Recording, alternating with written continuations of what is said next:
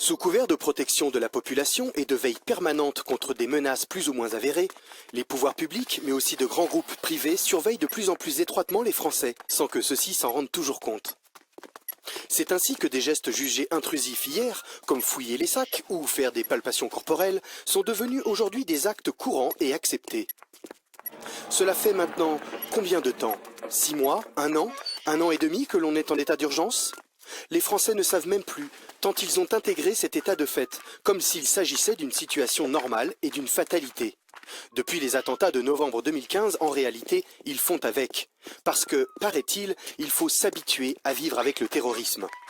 L'expérience a montré que cet état d'urgence n'est pas appliqué de façon stricte et ne permet pas du tout d'éviter de terribles attentats comme à Nice le 14 juillet 2016.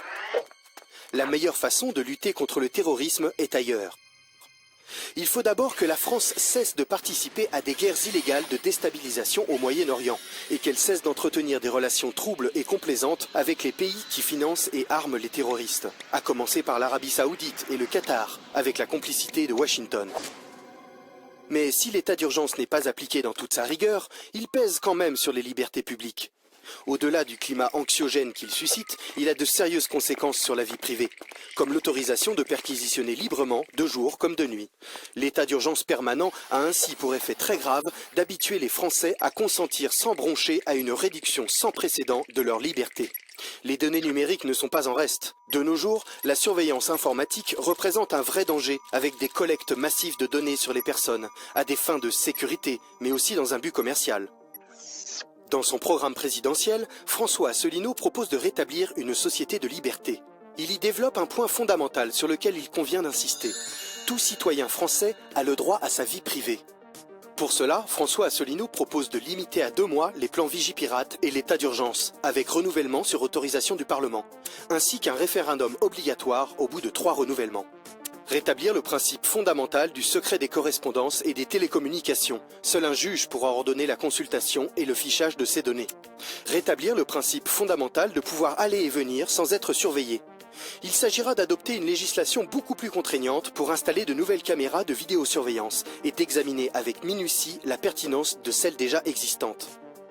Reconnaître le droit à l'anonymat sur Internet, dans le cadre du respect de la loi bien évidemment.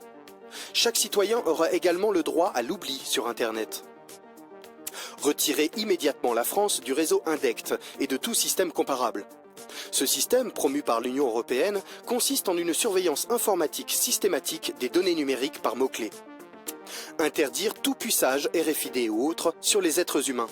Cette interdiction nationale s'accompagnera d'une saisine de l'Organisation des Nations Unies pour que ce puçage fasse l'objet d'une interdiction universelle. Encadrer strictement les fichiers nationaux sur les personnes et interdire le stockage hors de France des données personnelles des Français. Assurer la protection des lanceurs d'alerte et leur accorder si nécessaire l'asile politique, comme à Edward Snowden et à Julian Assange par exemple. Toutes ces mesures fortes ont pour but que cessent les intrusions dans la vie des Français, rétablissant ainsi une société fondée sur les libertés individuelles et collectives.